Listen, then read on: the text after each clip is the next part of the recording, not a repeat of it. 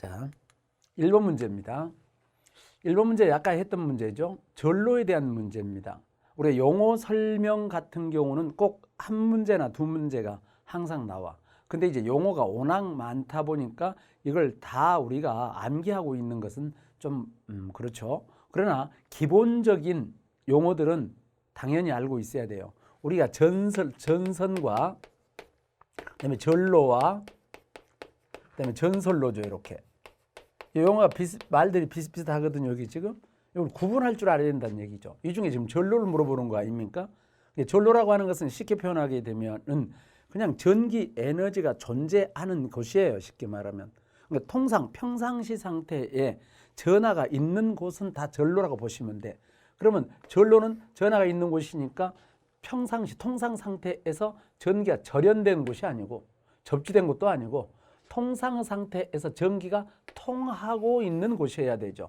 있어야 될 곳이 통하고 있는 것, 통하고 있는 곳이고 또 전하가 존재해야 되는 곳이죠.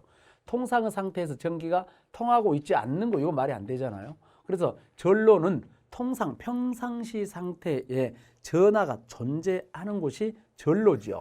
그래서 우리가 절연할 때에도 전로의 절연이다 이렇게 표현하잖아요. 전로. 그러면 전선은 뭐냐면 이 전로에 있는 에너지 있잖아요. 에너지를 전기 에너지를 수송하는 길이지요. 도체죠. 도체.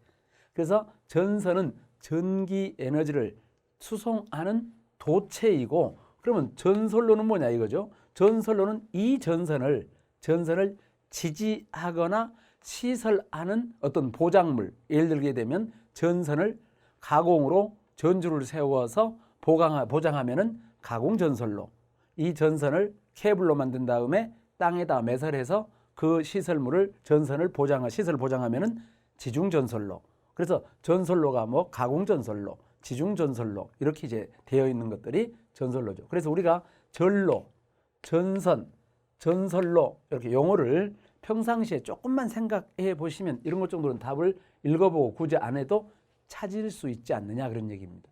이해하셨죠? 정답은 이제 3번이 정답이 되죠. 다음 문제입니다. 가공 공동지선과 대지 사이의 합성 저항값은 몇 킬로미터를 지름으로 하는 지역 안마다 규정의 합성 저항값을 가지는 것으로 해야 되냐. 여기 이제 가공 공동지선이잖아요. 가공 공동지선 그림으로 표시해 보게 되면 여기에 변압기가 이렇게 있죠. 가공 배전솔로의 변압기가 이렇게 있습니다. 가공 배전솔로가 있고요. 여기에 변압기가 이렇게 있는 거예요. 지금 변압기가 이렇게 있다고 보는 거죠. 교차하고요. 변압기가 이렇게 있다고 보는 거예요. 쉽게 말하면. 그럼 우리가 다 알다시피 변압기는 중성점 접지를 해야 되고 변압기 1차의 중성점과 2차의 중성점을 접지하여 혼촉으로 인한 저압 쪽에 그 사고로부터 보호해 줘야 되는데 이때 여기에 2차측 접지선, 중성점 접지선, 여기 중성점 접지선, 여기 중성점 접지선, 여기 중성점 접지선들이 다 나오잖아요. 이 중성점 접지선을 가공전솔로에다가 전부 다 같이 연결시키는 거죠. 그래서 이 가공 연결시키는 것을 갖다가 우리는 가공 공동 지선이다 라고 공부를 했단 말이에요. 그래서 이 가공 공동 지선은 시설 규정이 첫 번째 외워야 될 것이 뭐였나요? 변압기에서 최대 얼마까지 200m까지 연장이 가능하다. 그럼 여기도 200m까지 연장이 가능하다. 여기도 200m까지 연장이 가능하다. 여기도 200m까지 연장이 가능하다. 그래서 각각의 변압기마다 200m씩 연장해 놓은 것을 공동으로 같이 쓴다 그런 얘기예요. 이렇게. 그리고 접지를 이제 여기 변압기 있는 것만 잡는 것이 아니라 이렇게 여러 번 잡겠죠. 이해가셨나요? 그래서 200m 알아두시고요. 그 다음에는 알아야 될 것이 그럼 공동으로 잡았으니까 여기 합성 접지장은 얼마가 될 거냐는 문제예요. 합성 접지장은 여기서부터 전체의 거리가 1km마다 구간마다 1km 구간마다 규정치여야 돼요. 규정치. 접지 저항값이 1km마다 규정치여야 된다. 변압기 2차 측 중성점 접지할 때 규정치 값이 I분의 150이었잖아요. 이 I분의 150 값이 1km마다 접지를 몇 번 하든 간에 나와야 된다는 뜻입니다. 이해가시죠? 그래서 지금 여기 문제는요 1km마다 여기를 물어보고 있는 문제죠. 그래서 했을 때 접지장값은 몇 킬로미터를 지름으로 하는 지역마다 규정된 접지장을 가져야 되느냐 1km다 그런 얘기죠. 1km마다 한다. 이제 여기서 알아야 될 것이 합성 접지장은 1km마다 한다. 변압기에서 갈 수 있는 거리는 200m까지 연장이 가능하다. 그 다음에 여기에 접지의 저항값, 그 다음에 여기 접지선의 굵기, 접지 도체의 굵기 이런 것들은 전부 이제 3mm 이상짜리를 사용하고 그 다음에 이제 분리했을 때 저항값도 나오죠. 분리했을 때 저항값은 I분의 150에다가 접지 개소를 곱해줘서 이 값이 300을 넘어서는 안 된다라고 하는 것이죠. 300을 넘을 수가 없다. 여기까지 다 외워야 되죠. 아무튼 그래서 정답은 1km 이렇게 외웠습니다. 아마 이렇게 이제 알아두시면 되겠고요. 이와 같이 이제 똑같은 문제가 우리 교재에 실려 있지 않아서 이제 내용을 설명해 드린 것이고요. 이 문제는 실은 최근에는 별로 나온 적이 별로 없지만은 옛날에는 상당히 잘 나왔습니다. 그래서 옛날에 이 문제가 있었던 문제죠. 다음 문제입니다. 자, 저압 수용하는 경우 수용가 설비의 임입구로부터 조명까지의 전압강화는 얼마로 하냐고 그랬습니다.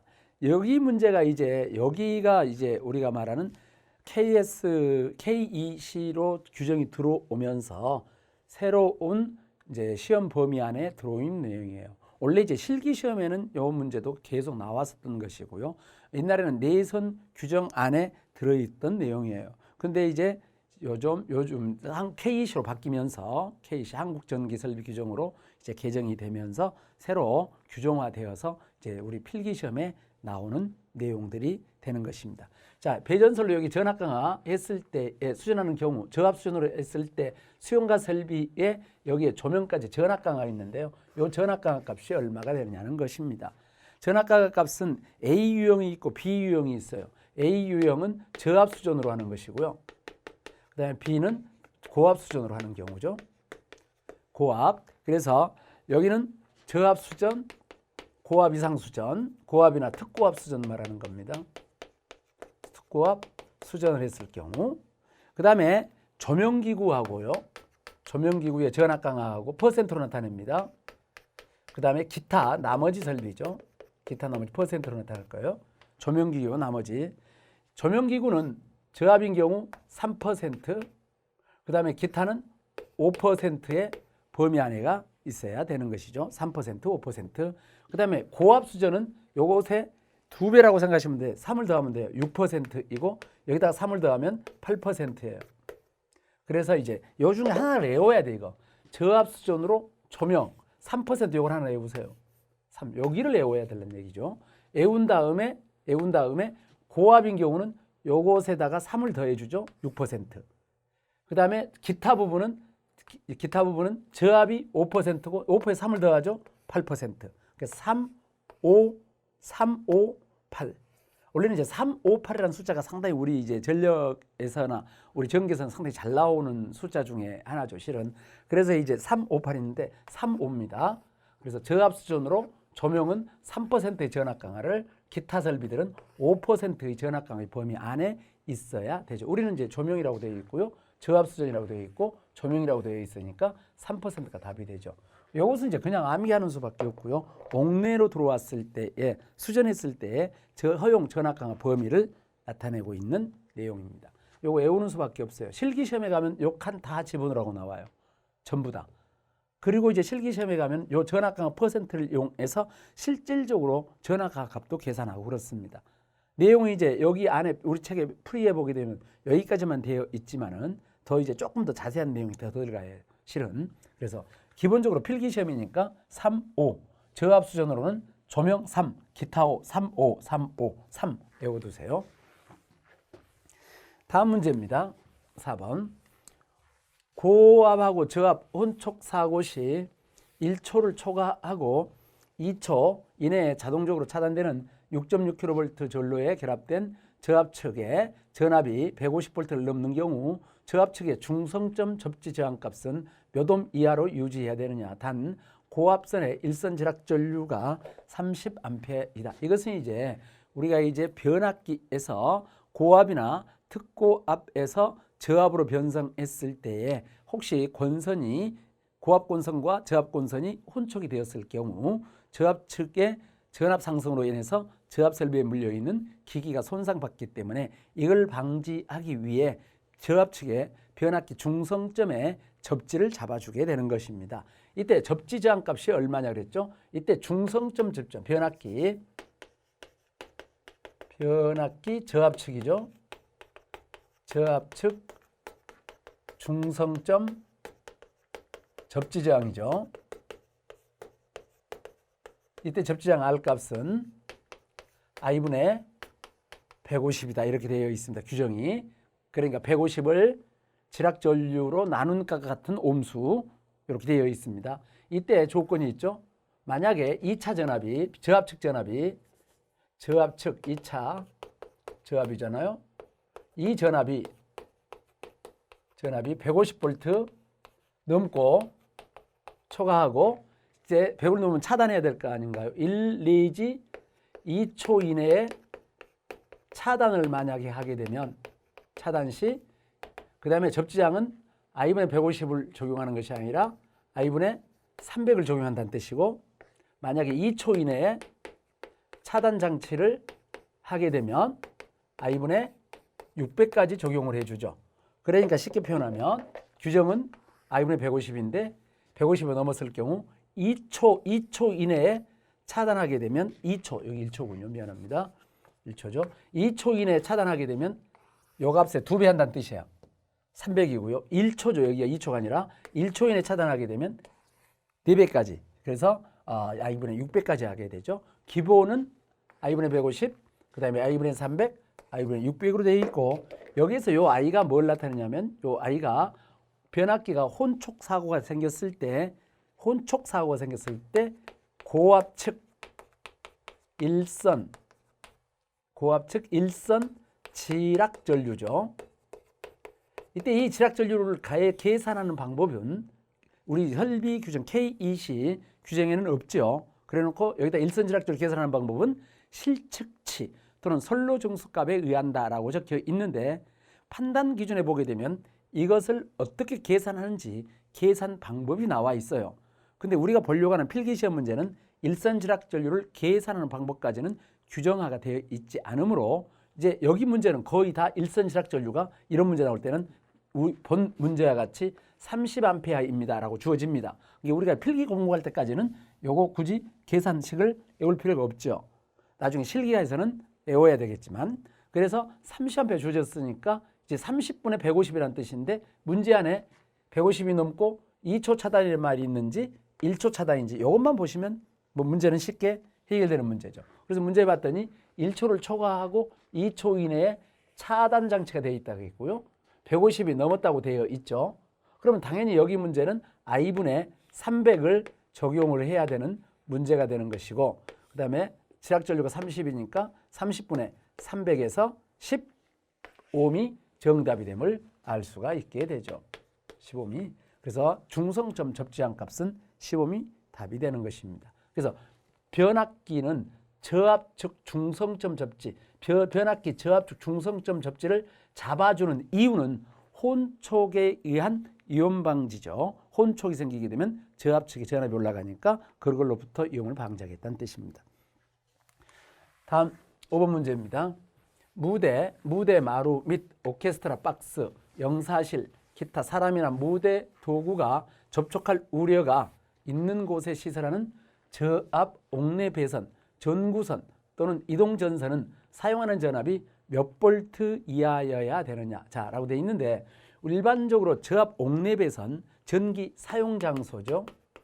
전기를 사용하는 장소에서는 특별한 경우가 아니면 저압 사용을 원칙으로 합니다.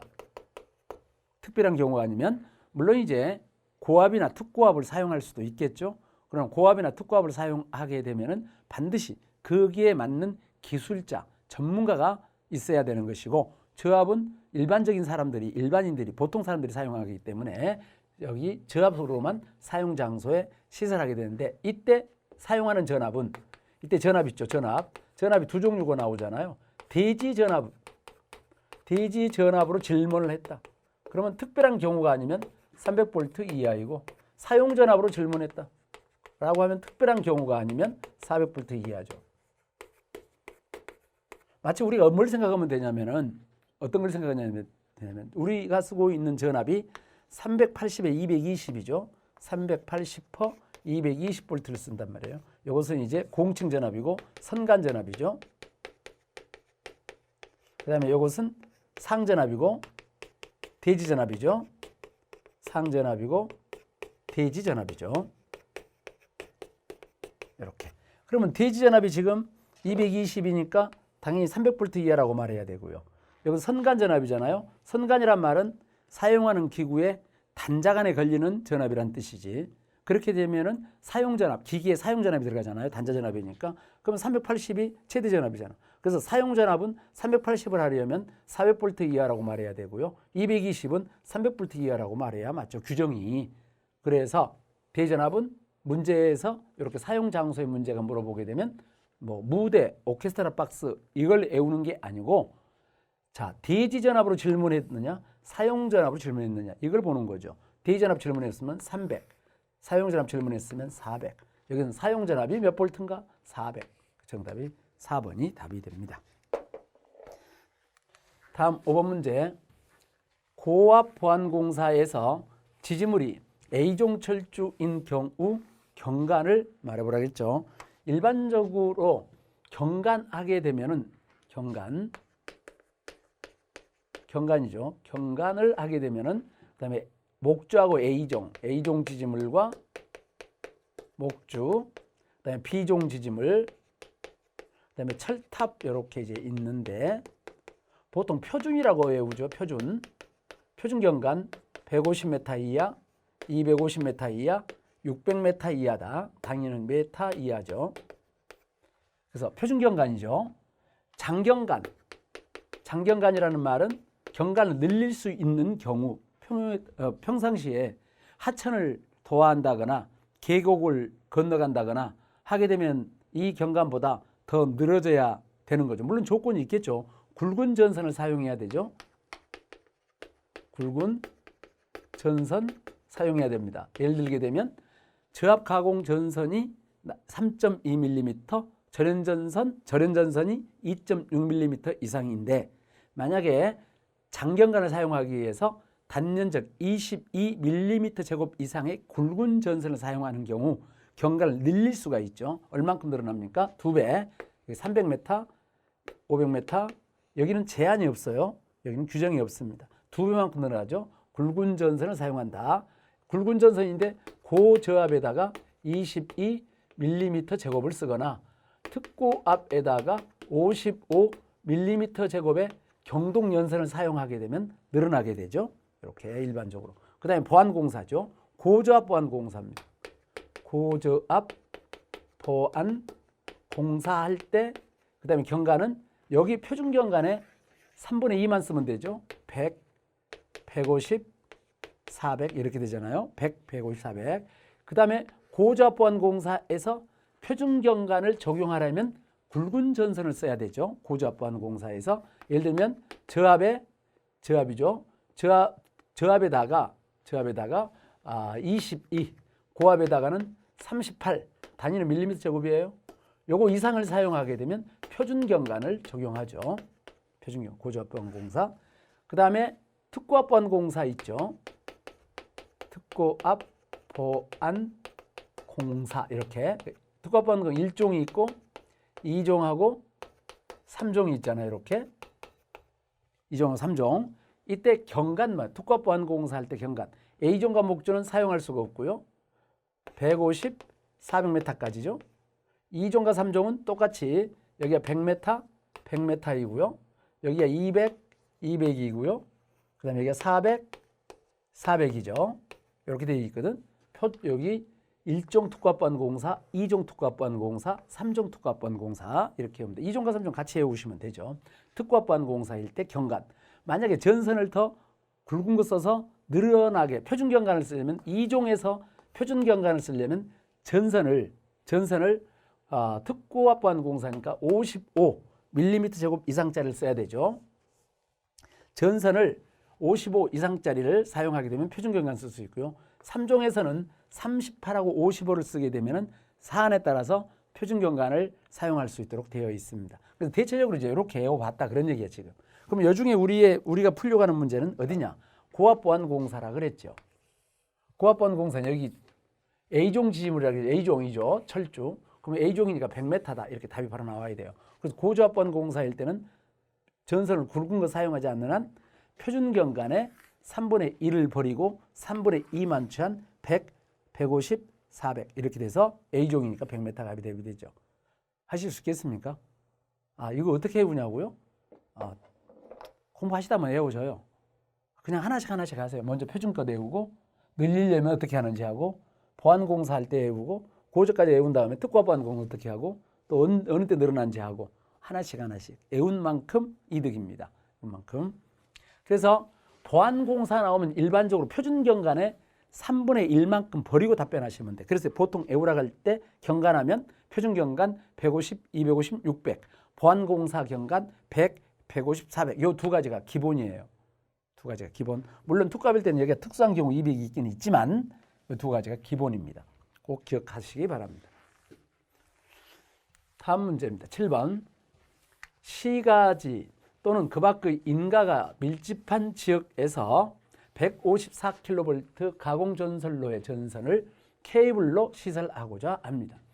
이때 가공전선을 지지하는 애자장치의 50% 충격 섬락 전압의 값이 그 전선에 근접한 다른 부분을 지지하고 있는 애자장치의 몇 % 이상이 돼야 되냐. 이 내용은 시가지뿐만이 아니고 특고압 가공전선로를 지지하고 있는 특고압용 애자는 다 적용받는다고 생각하시면 돼요. 특고압이 시가지로 들어오든 시가지로 들어오지 않든 어디든 간에 특고압 가공전선로에 사용하는 애자들은 전부 여기를 지지한다. 여기죠. 가공전선을 지지하고 있는 애자장치의 50% 충격 섬락 전압의 값이 그 전선에 근접한 다른 부분의 애자예요. 다른 애자의 몇 %냐 이거죠.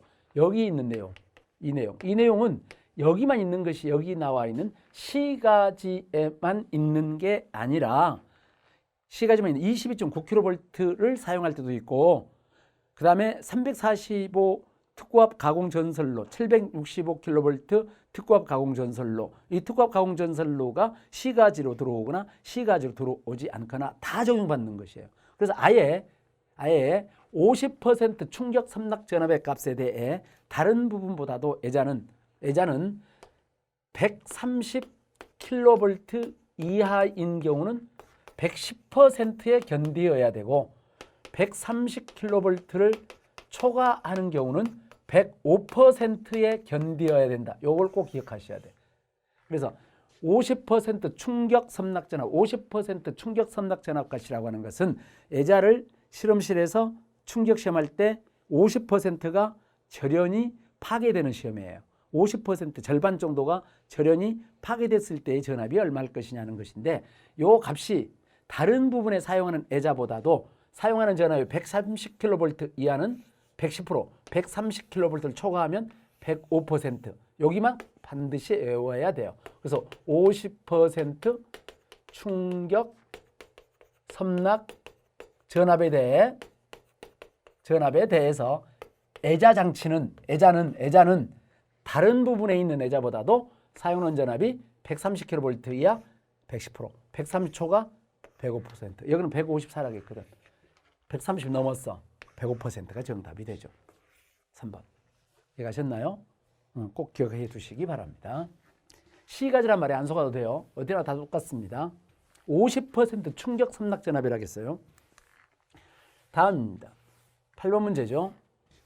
자, 분산형 사업자의 한 사업장에 설비 용량 합계가 몇 kVA 이상일 경우에는 송배전 계통과 연계지점의 연결 상태를 감시 또는 유효전력, 무효전력, 전압측을 측정할 수 있는 장치를 해야 되느냐라고 되어 있어요. 이제 여기에 이제 분산형 전원 설비에서 이제 설비 기술 규정이 새로 이제 만들어지면서 분산형 전원 설비, 예를 들게 되면 전기 저장 장치, 풍력, 화력, 연료전지 이와 같은 것들을 의미하게 되는데, 이와 같은 것들은 분산형 전원 설비의 사업자의 한 사업장에서 설비 용량이 얼마 이상인 경우에는 송배전 계통과 연계 지점에서 연결 상태를, 송배전 지점하고 분산형하고 연결 상태를 감시해야 되냐 이거죠. 유효전력, 무효전력, 전압을 측정할 수 있는 감시. 그래서 여기 용량이 250kVA죠. 250kVA 이상일 때에는 감시 장치를 한다. 또는 측정 장치를 한다. 이게 분산형 전원 설비의 시설 용량이 250kVA가 이상이 되게 되면 감시 장치예요. 접속점에다가 설치해야 돼. 정답이 4번. 요 250kVA 그대로 에워두는 수밖에 없습니다. 자, 아시겠습니까? 분산형 전원 설비라고 하는 것은 전기 저장 장치, 축전지실, 풍력, 화력, 풍력 또는 태양광 이런 것들을 말하게 되는 겁니다. 정답이 4번이 답입니다. 다음 9번 문제. 특별저압 SELV하고 PELV에서 특별저압 계통의 전압 한계가 KSC, IEC 60449라는 것이 건축전기 설비에 있는 전압밴드에서 구분하는 것이에요. 전압밴드에서 구분할 때 그 전압밴드 1번의 상한값이 공철의 얼마냐. 여기서 이제 원래 이제 전압이라고 하는 게 우리가 이렇게 외우시면 되죠. 다 알고 계시겠지만 전압에 종별하게 되면 저압이 있고 고압이 있고 특고압이 있죠. 상식적으로 생각해 보세요. 자, 저압과 고압이 있는데 고압 다음에 특고압 있잖아. 그러면 저압 아래쪽에 특저압이 있어야 되죠. 특별저압. 통상적으로 여기까지만 구분하죠. 저압이라고 하는 것은 교류가 1kV, 직류가 1.5kV 이하짜리를 우리가 이제 저압이라고 했었죠. 고압이라고 하는 것은 교류가 1kV, 직류가 1.5kV를 초과해서 이걸 초과하죠. 초과하고 7kV 이하까지 말하죠. 7kV 이하까지가 고압. 특고압이라고 하는 것은 7kV를 초과했을 때가 특고압. 이렇게 외웠단 말이에요. 그러면 특별저압은 뭐냐 이거죠. 이 특별저압은 교류는 여기 교류는 50V, 직류는 120V 이하를 말하죠. 자, 교류는 150V, 직류는 120V 이하가 특별저압인데, 이 특별저압이라고 하는 것은 인체에 위해가 없는 전압이에요. 없는 전압. 그래서 인체의 위해가 없는 전압이니까 만약에 감전 등으로부터 사고를 방지하려면 그 사용하는 전압을 특별저압을 하시면 돼요. 쉽게 말하면. 그래서 인체가 전압인데, 이 규정은 용어의 정의를 어디서 만들어놨냐면 여기 건축전기설비 전압밴드에서 말했다. 그런 얘기예요. 그 건축전기에서 전압밴드 1번은 사람에게 위해가 없는 전압, 전압밴드 1번을 벗어나는 것은 사람에게 위해가 있는 전압, 이렇게 이제 구분한 것이죠. 그래서 1번의 상한값이 바로 교류가 50V, 직류가 120V 이렇게 되죠. 그래서 우리 나중에 누전 차단기 시설 규정 나오잖아요. 지락 차단기. 그래서 누전 차단기 시설 규정에서 만약에 사람이 접촉할 우려가 있으면 여기 교류 50V를 초과하는 경우 요 지락 차단 장치를 설치하도록 규정화, 명문화 되어 있죠. 지락 50V였어요.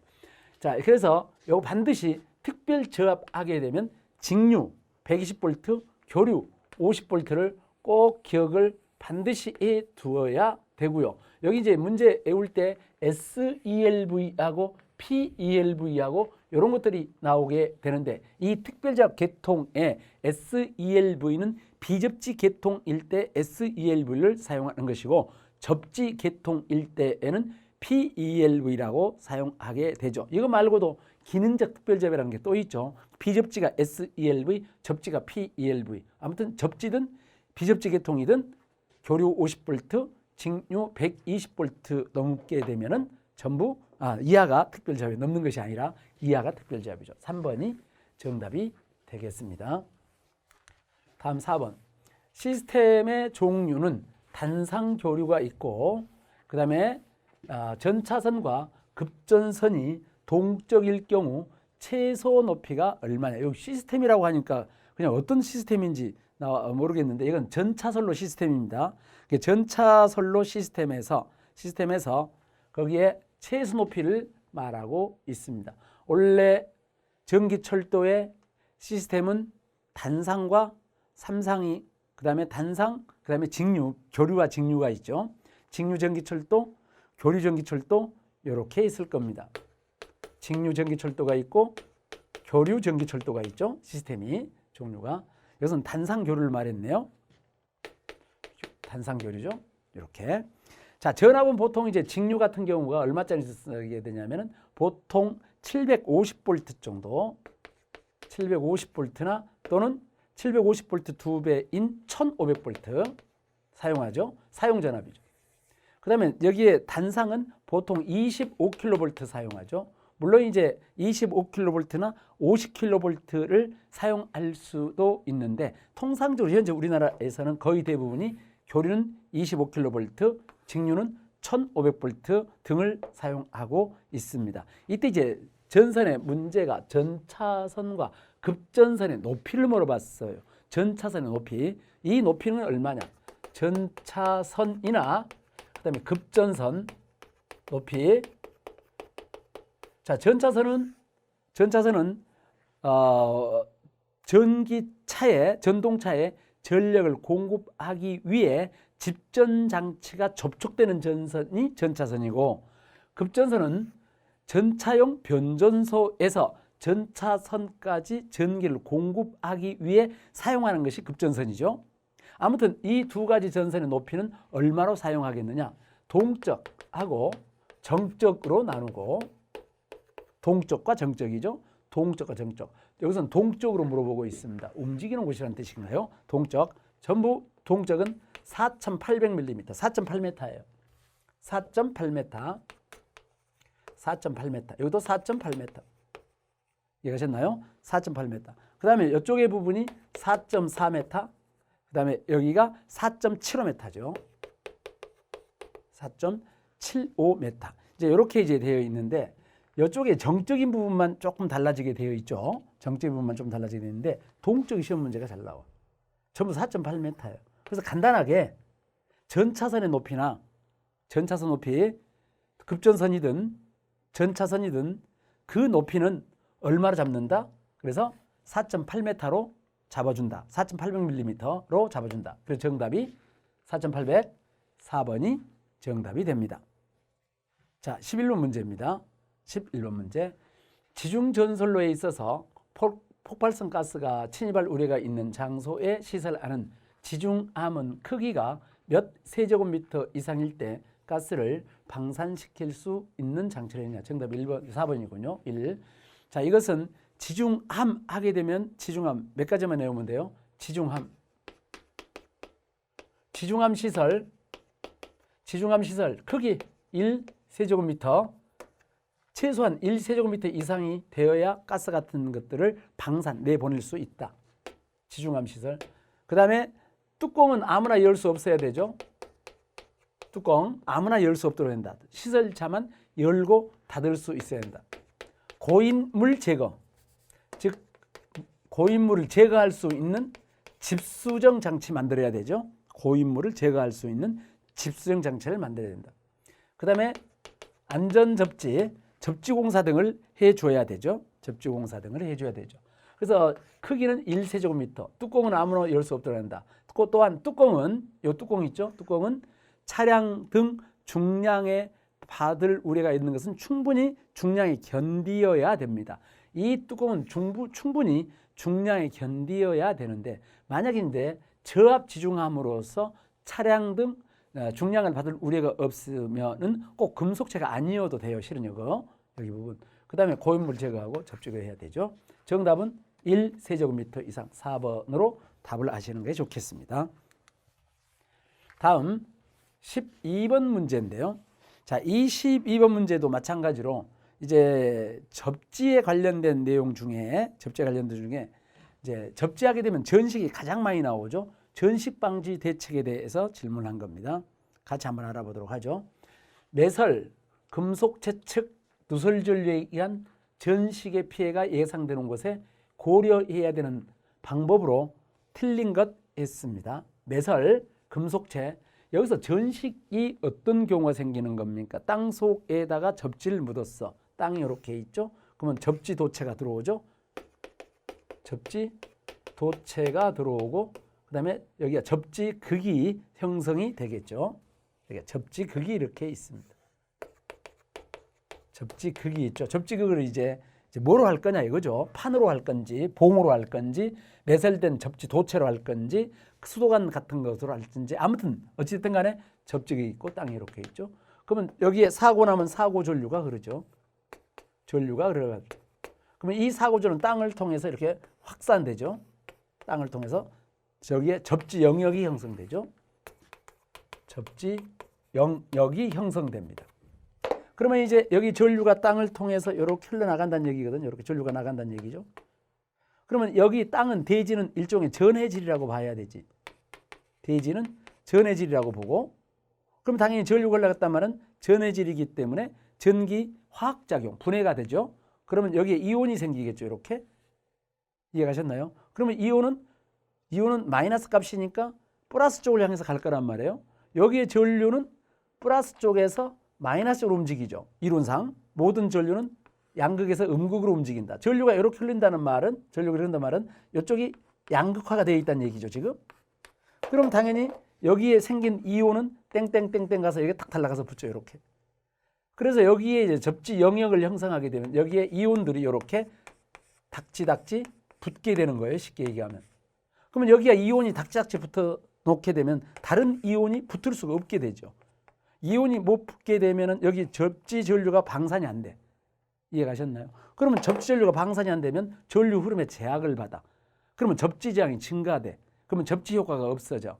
이와 같은 현상이 전식 현상이에요. 전기적 부식. 전식 현상. 이걸 이제 막기 위해서는 여기에 나와 있는 어떻게 대책을 세울 것이냐. 이걸 고려해야 되는데 어떻게 하겠냐는 것이죠. 이걸 그래서 매설 금속재 측의 누설 전류에 의한 전식의 피해가 예상된다. 그래서 다음 방법을 고려해야 돼. 어떤 방법을 고려해야 되냐면은 첫 번째 먼저 철도 측 고려사항이죠. 자, 우리 여러분 책에는 풀이가 다 되어 있으니까 풀이를 보시면 되는데 제가 한번 읽어보도록 하죠. 먼저 철도 측에서 대책. 전기 철도 측입니다. 철도 측에서 대책은 간격을 멀리해 주죠. 변전소, 간격, 축소, 간격을 줄여준다는 뜻이고요. 그 다음에 네일 본드 같은 걸 설치하고 네일 본드를 양호하게 시공을 해야 되고요. 네일 본드 양호하게 시공해야 되고 그 다음에 이제 장대 네일 채택, 장대 레일 청기 철도에서 나오는 얘기예요. 지금 요게 장대 네일이란 말은 뭔 말인지 아십니까? 장대 네일 공장에서 네일을 만들면 보통 15m에서 한 20m, 25m 이런 것들을 만들면 안 그러면 50m. 근데 장대 네일은 현재 우리가 철도에서 고속철도에 쓰고 있는 네일의 장대 네일의 길이는 250m에서 500m예요. 그럼 250m면 25m짜리 네일을 10개를 붙여야 250m가 돼요. 그래서 실제로 공장에서는 25m씩 만들었지만은 요것을 실제 시공할 때에는 그걸 전부 다 용접을 해서 연결시킨 다음 장대 네일로 한 다음에 시공을 하게 되죠. 그래서 장대 네일을 사용하는 이점이 굉장히 많죠. 그래서 여기 부식도 방지가 되고요. 그 다음에 이제 이음매를 줄여줌으로써 그다음 기계적 충격을 방지할 수도 있게 되죠. 그 다음에 우리 책에 도상이나 네일 침묵 사이의 절연층, 도상이나 네일 사이의 절연층, 도상은 철도 받침대죠. 그 위에 자갈이 있고 침묵이 있고 네일이 있잖아요. 여기에 절연층을 형성한다는 뜻이에요. 그 다음에 이제 매설 금속 채측이에요. 매설된 금속체 측. 여기에서 전식 방지를 위한 것이죠. 제일 먼저 나오는 게 여기 1번 배류 시설해야 돼요. 그 다음에 절연 코팅, 절연 코팅을 해야 되는 것이고요. 즉 금속이니까 절연 코팅. 그 다음에 접속부 절연. 접속부 절연하고 전부 다 관계 있네요. 접속부 절연. 그 다음에 저준이 전압을 낮추라는 뜻이에요. 저준이 금속체를 접속해 두죠. 그 다음에 이격거리 증대, 궤도 이격거리 증대, 궤도의 이격거리를 키워준다. 이런 내용이고요. 그 다음에 차폐, 금속 차폐. 이런 것들은 금속체 측에서 말하는 이제 전식 고려 대책이에요. 쉬운 문제가 아니죠. 그래서 지금 여기에서는 금속체 측이니까 이것이 아닌 걸 물어보고 있는 거죠.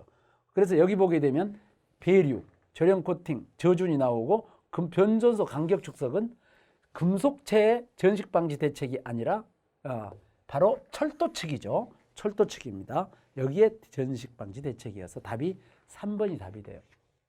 여기서 특히 매설 금속체 측에서는 땅 속이지 않습니까? 코팅을 하거나 절연을 하거나 전류가 거기에 코팅을 절연하거나 전압을 낮추거나 뭐 그런 내용들이죠. 아무튼 정답은 3번이 정답이 되어 있습니다. 다음 문제입니다. 13번.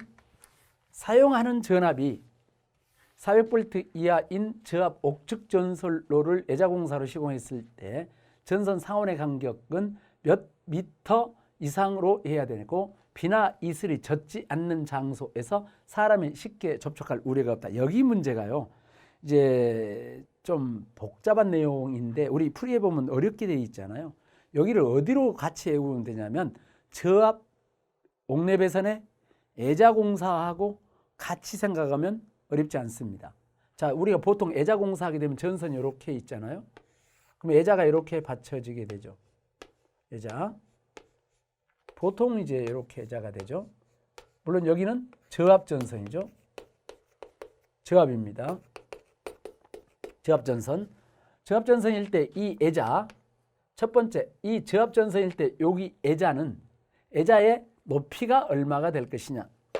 먼저 요 전선 간 거리가 6cm죠. 전선 간. 애자의 높이, 요 높이죠. 요 높이가 400V 여기가 이하이면은 2.5cm였죠. 400V 초과하게 되면은 여기 4.5cm였죠. 보통 우리 외울 때 지점 간의 거리는 2m 이하죠. 2m 이하입니다. 자, 보통 옥내배선 이렇게 돼 있죠. 옥내배선. 근데 지금 이쪽 물어보고 있는 거 아닙니까? 전선과 여기인데 이게 지금 우리 문제는 저압 옥측 전선로죠. 옥측이 옥측. 그럼 여기 옥측에 있다고 생각해봐. 400V 이하죠. 지금 문제가 400V 이하라고 되어 있어요. 그 다음에 여기 400V 초과인 부분, 여기 부분 좀 더 해야 되겠네요. 초과라고 적혀 4.5cm. 이때 400V 초과에 4.5cm인데 여기가 건조하면 2.5cm죠. 건조하면 2.5cm. 그럼 400V 이하는 그냥 2.5cm고 400V 초과는 4.5cm인데 건조하면 늙히지 말란 뜻이죠. 이게 지금. 자, 이게 옥축으로 왔어요. 옥축으로 오게 되면은 나머지 내용은 다 똑같은데 이쪽의 부분. 지금 문제가 전선 상호 간격 물어봤구나. 전선 상호 간격은 몇 미터 이상이냐라고 했죠. 비나 이슬이 젖지 않는 곳이죠. 자, 여기 6cm 나와 있습니다. 6cm. 6cm니까 0.06m 아닌가요? 0.06m. 그래서 6cm 이상에서 0.06m 3번이 정답이 돼요. 이제 여기 부분이 조금 달라지게 되는데 여기 부분이 옥측인 경우는 400V 초과하고 그 다음에 건조하지 않으면 습기가 있으면 12cm로 늘어나요. 그냥 옥내배선은 요 내용이 없거든. 근데 이제 옥측에만 요게 있어요. 그 다음에 여기 옥측에서 똑같이 여기도 마찬가지고요. 그래서 요거 같이 해오면 돼. 같이. 건조한 장소 6cm. 옥측은 건조하지 않으면 사용 초과할 때 여기 12cm. 근데 사용풀 때 이하라고 했잖아요. 이하니까 당연히 그냥 6cm 하면 되지. 6cm니까 0.06m. 바로 답이 나와야 돼요. 하실 수 있겠습니까? 여기 메타로 물어보니까 사람이 접촉할 우려가 있다 없다 이랬는데 기본을 답변하시면 돼요. 그래서 옥내배선, 저압 옥내배선과 옥축배선이 다른 점이 있는 부분은 여기만 달라요. 12cm만. 나머지 다 똑같아. 우리 풀이에 되어 있으니까 외울 때 그렇게 외우는 거죠. 다 못 외우겠으면 그냥 옥내배선과 같이 외워라 그런 얘기입니다. 400V 이하의 전선 상호간의 간격은 6cm입니다. 6cm. 다음 문제입니다. 14번. 자, 금속 덕트 공사에서 저압 옥내배선에서 절연 피복을 포함한 전선 총 단면적은 덕트 내부 단면적의 몇 %냐. 이 문제는 워낙 많이 나오죠. 관용도 문제 옛날에 있었던 내용인데 옛날부터 많이 나오는 내용 중에 하나죠. 덕트의 단면이 이와 같이 있다고 보게 되면 여기 안에 전선이 들어가죠.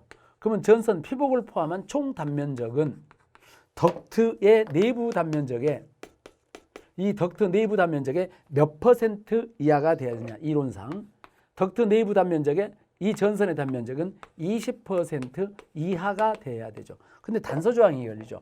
만약에 여기에 전선이 제어용으로만 되어 있을 때 제어용 전선인 경우는 50%까지 넣을 수가 있다. 이렇게 되죠. 그래서 덕트는 전선 피복을 포함한 총 단면적의 합계가 덕트 내부 단면적의 20% 이하로 되어 있어야 되고 혹시 제어용 전선을 사용할 경우는 50%까지 사용할 수가 있다. 여기에서는 제어용이란 말이 없죠. 그냥 옥내배선에서 전원 피복을 포함한 총 단면적 물어봤으니까 당연히 20% 정답이 1번이 정답이 됩니다. 다음 15번 문제.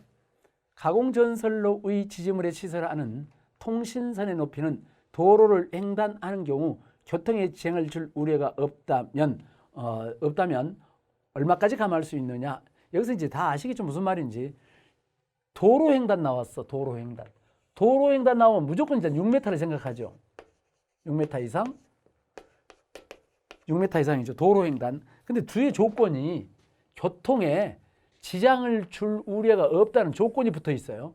그리고 일반 가공전선이 아니고 가공전선로 지지물에 시설하는 통신선이잖아요.